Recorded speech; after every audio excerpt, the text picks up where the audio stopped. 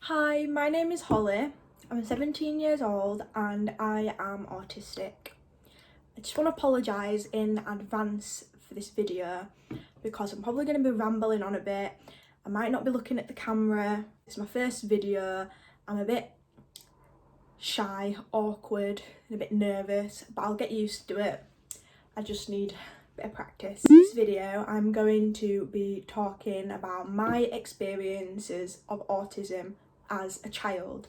So from a toddler to 10, 11. So obviously these experiences, symptoms are different to what I have now. It's not, I still have autism, but it's just different. I've got different problems. I'm at different stages in my life, just like anybody else, compared to what they were 10 years ago. First of all, I'm just going to briefly explain what autism is. It basically means, in a very easy way of saying it, your brain's different to a neurotypical person. Your brain is basically functioning in a different way completely. So it's a lifelong disability. You can't grow out of it. You can maybe adapt to certain situations and things can change, and you can and I will be talking about that in other videos, but like growing up with it. But you still have autism whether you're 6 or 65. It's a spectrum. There's different ranges of symptoms. Everybody's different, just like anybody else. You've got different. I am not the same to Amy, for instance, who might have autism. I don't know, that's just a made-up person, by the way. I will be completely different. I might not even have a single symptom that even matches hers. It can be completely different. So that's why I want to make this video, because I want people to understand how not everyone is the same and not everyone has the symptoms that you might have googled online. So now I'm just going to get into what my symptoms were, and I'm just going to explain briefly, probably not briefly, I'm probably going to ramble on and it's going to be like an hour-long video, but I'm going to try and briefly outline what I mean and examples and just say what symptoms I had. Okay, so number 1, I did not respond well to change as a child. Change in me just didn't get on. I could not deal with any form of change. And what I mean by change, if I was told we are going to be doing something, we have to do it, or it just would not end well. An example of how it wouldn't go well be how I would just go into a complete meltdown, which was very unusual for me as a child. Everyday life, I was just quiet, nice, etc. I was never naughty, but when I have a tantrum, everybody evacuate. Like literally, it was just, you didn't want to be around me at that time. So it was very strange for my parents, because they was like, why is she acting this way? So let's say if they say we're going out at 4 o'clock and we go out at 5 o'clock. No, didn't end well.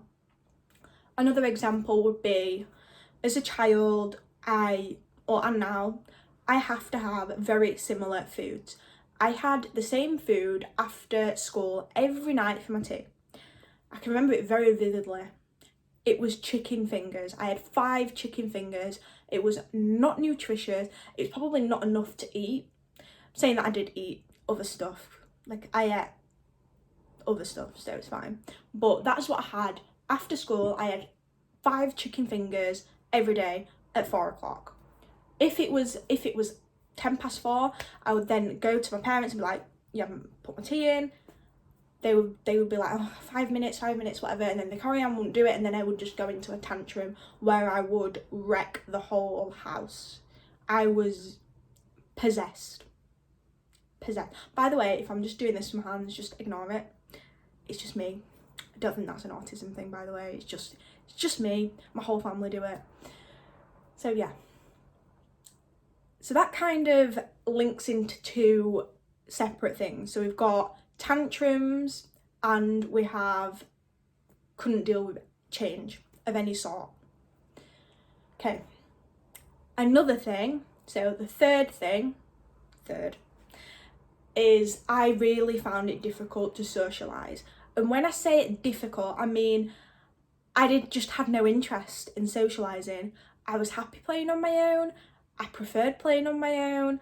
Leave me alone. Like, honestly, people just didn't interest me. I was the only person that interested me. Like, I had to do what I wanted to do, and yeah.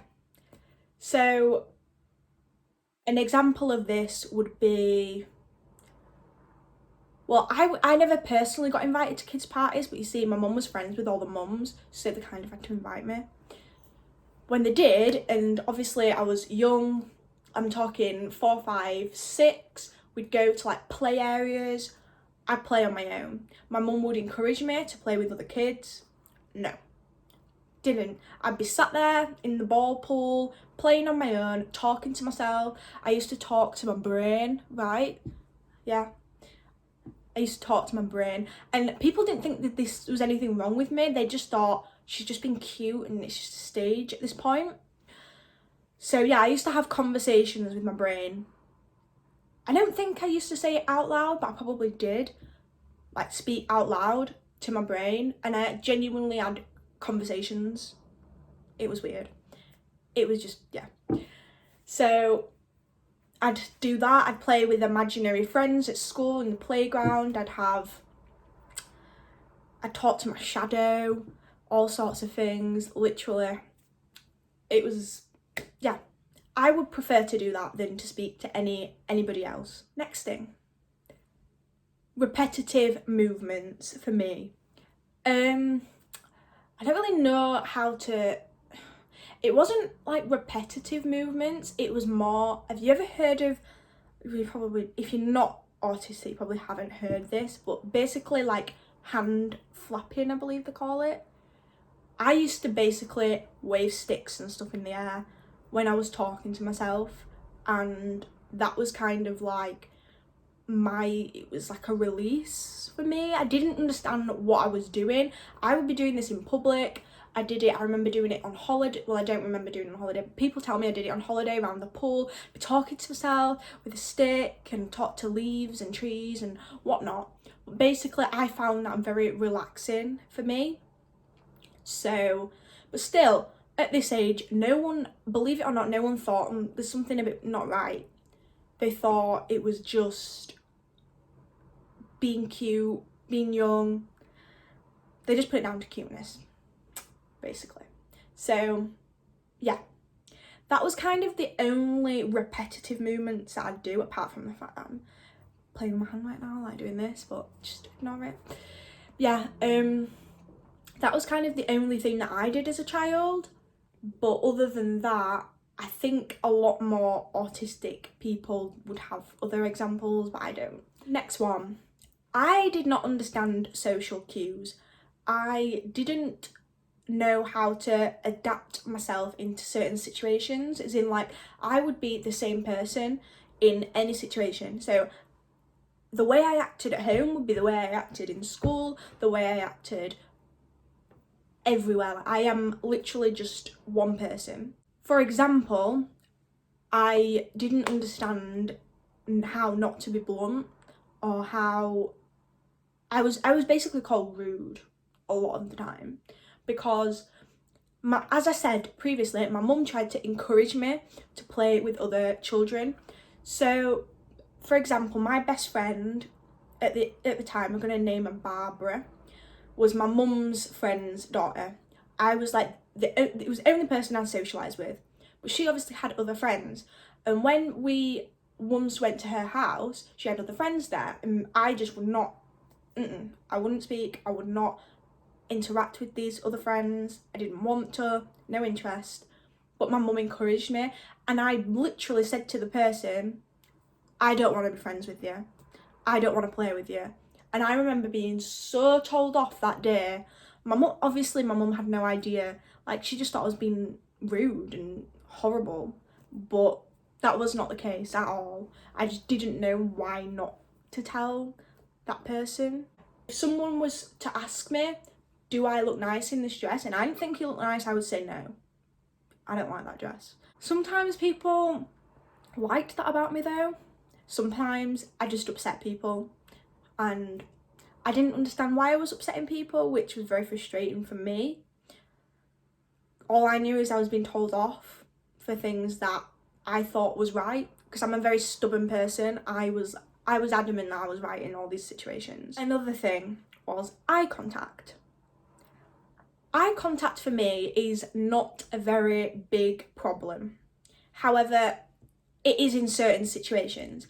Because I have hearing aids, I'm deaf, I have to lip read. So if I'm listening to someone and I am wanting to speak to someone, then I look like I'm giving eye contact. But if I don't want to speak to someone, I won't give eye contact. I'll just be sat there looking around. And people have said that about me. I've never noticed it about myself. I've never noticed that I don't give eye contact, but people point it out to me, and I didn't even realise that about myself. So yeah, I don't give eye contact very much unless I'm in a conversation with someone. Like, it's a two-way conversation, where if I'm listening to someone, I don't really give eye contact because I'm not that interested. Like, I'm a bit selfish when it comes to that. Like, I have my own interests, and things other people don't really interest me. That's gonna come across really bad, but it kind of depends what you're talking about. So if you talk about interesting things, then I will listen to you. We'll just leave it at that. Anyway, moving on. Next thing, OCD, obsessions. My parents, this was what made my parents think, look, there's something not right with this child. But they didn't think it was autism, they thought it was OCD. And that was because things were set in my own way, like all the time. Like, it had to be like, it was my way or the highway. And that makes me seem like a spoiled brat, but it's really not. Like, it's not that case at all. That was when my mum originally went to get me diagnosed with something, that's what they said. They gave her leaflets on how to handle naughty children. And I was not a naughty child most of the time. So yeah, an example of an obsession for me is food could not touch on my plate. Everything had to be separate. If they touched, tantrum. It was literally hell breaks loose. I would say, look, Mum, I can't eat it, I can't eat that, I can't eat that. She would then argue back, yeah, you're gonna eat it, blah, blah, blah, blah. Food in the air. It was just not, we're not gonna talk about that. So yeah, that's one example. Food could not touch on my plate. Second example was my bedroom was like, it was not like a child's bedroom. It was like statues. Everything had to be straight. Everything, all my toys. I never really played either. As a child, I never played with things, interacted with toys. I just kind of played with myself. That sounds really rude. That's not what I mean. I kind of just had imaginary friends, but I never played with dolls or things like that. I remember I had a whole Sylvanian Families kit, and it was just, if things knocked over, it would stress me out. I would be stressing. Everything had to be exact. Nothing could move. Other children in my bedroom used to stress me out. Another thing was my hair. Oh my God. It controlled my life, did my hair. I don't know if you know, but I don't know if you can't even tell anymore. Basically, my hair used to like bump up at the, bump up at the side, and it's like stick up, and oh my God, I was obsessed with it. My mum had to get me up before school, like 2 hours just to do, not 2 hours before school, 2 hours just to do my hair. Because I could not go into school with the bits jumping up. Gel it down, we'd try tying back. If it tied back in, it had a little bump in, it had to be done again. And I would be crying and screaming, and it was just not a good time. I spent half my time in the toilets at school with water trying to stick it down. If I couldn't stick it down, like it was a very traumatic time to me. It was only a problem though at school because I could not wear my hat. I was nicknamed Hollie with the hat because it was such an issue for me. I just thought, I'll wear a hat. And then it became the thing for like 2-3 years. It was a very long time. You wouldn't see me without wearing a hat. So yeah, it was only a problem when I couldn't wear the hat.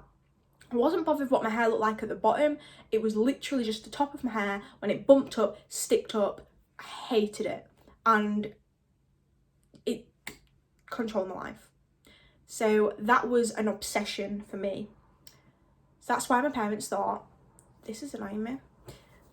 That is why my parents thought I had OCD. Next issue. That sounds like it was not an issue. Symptom. It's not an issue. Okay.